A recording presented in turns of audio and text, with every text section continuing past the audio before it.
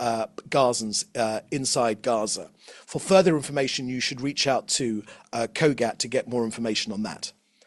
Next question, please. Another question from Joel Pollack. The U.S. government extended condolences to Iran on the death of Iranian President Raisi. Does the Israeli government also express its condolences? Thank you for that question, Joel. No, we don't express our condolences.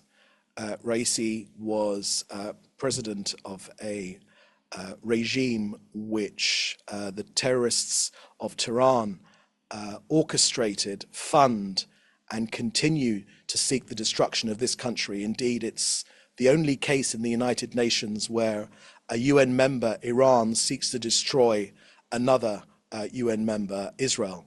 So there are no tears being shed here in Israel for the death of this tyrant. These tyrants in Iran need to be stood up to. They cannot be appeased. And any of this sort of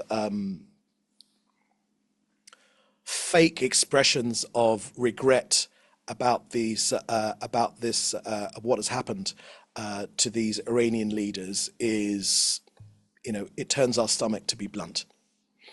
Next question, please. We have the next questions from Friedrich Eger and Selgi Vasidal on the topic of the recognition of a Palestinian state. I will read them one after the other as they revolve around the same topic. What actions will Israel take in response to Ireland, Spain, and Norway's recognition of a Palestinian state? What will be Israel's position if more and more countries recognize a Palestinian state, or if the UN Security Council, UN General Assembly recognizes and grants a full membership to the UN?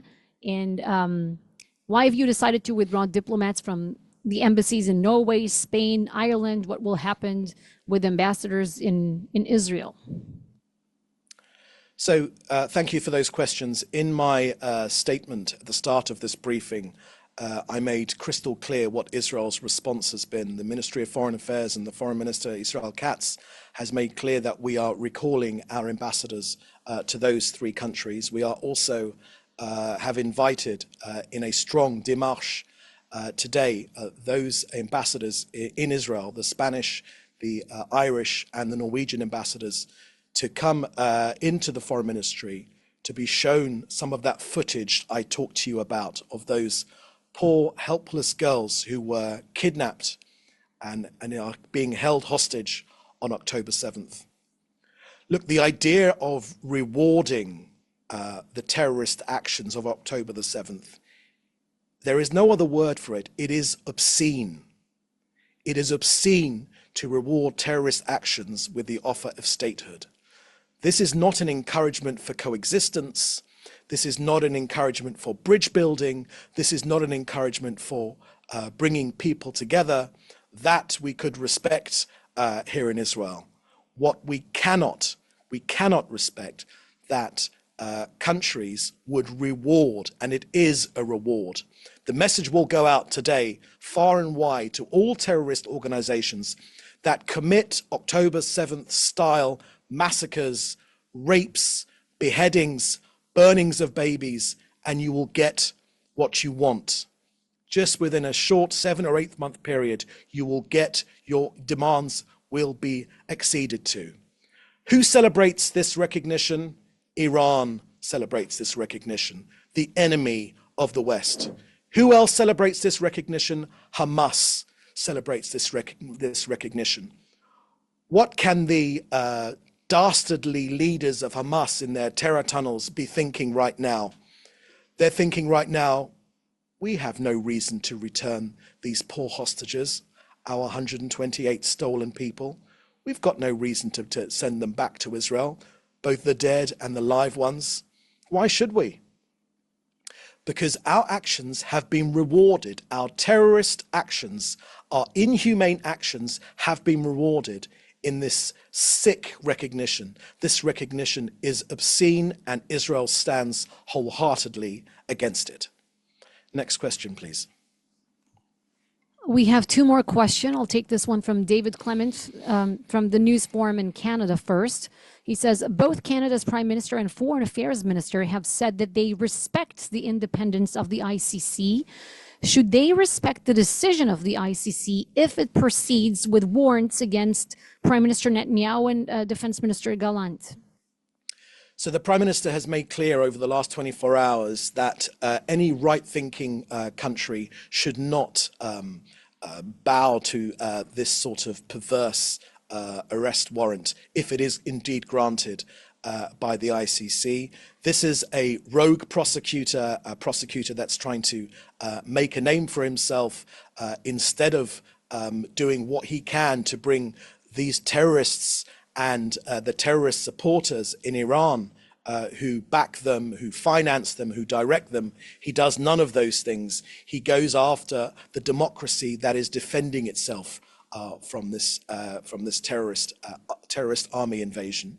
So the comments to fellow countries and democracies that love freedom, that support Israel's right to defend itself, then they should indeed, when we do carry out that right to defend ourselves, while at the same time minimizing in the most, in no other example of urban warfare has there been such a low occurrence of civilian casualties. In not one, bar none.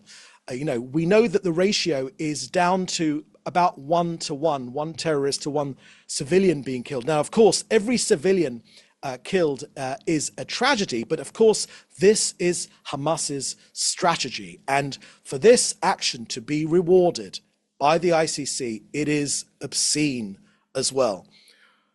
Throughout history, Israel has very often stood alone against tyrants that would seek our destruction.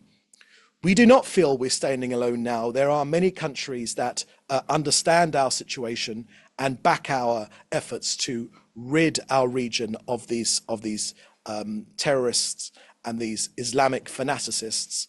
But countries should stand firm if they believe in freedom, if they believe in democracy, if they believe in justice, to not allow this ICC farce to gain any more traction.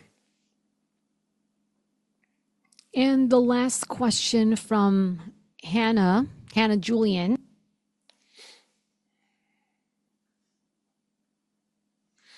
Homefront Command has declared Mount Meron as a closed military zone until next Monday, and the mayor of Tiberias has likewise closed Rabbi Akiva's tomb for the same reason, concerned that any large gathering of Jews would present an attractive target for Hezbollah missile fire. Has there been any movement towards a diplomatic resolution of the security situation in the north? How much longer are residents of northern Israel likely to be displaced? Thank you for that question, Hannah. So public safety in Israel is our number one concern. The plight of more than 60,000 residents of the north that have been displaced from their homes in the north of Israel is one of the aspects of our war against Hamas and Hezbollah that has not been talked about much in the international media. Israel will defend itself. Israel has made clear that it wishes to allow for there to be a diplomatic resolution to the situation in Lebanon.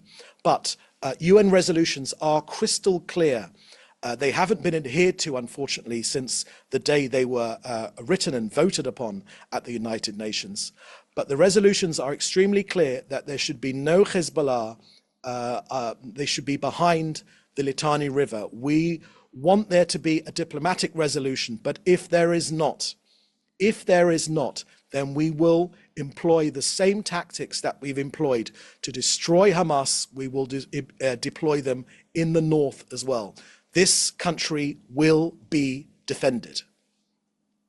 Any other questions? No? Great, thank you very much. We'll have the next briefing tomorrow at the same time. In the meantime, please do stay safe, and thank you for joining us. Bye-bye.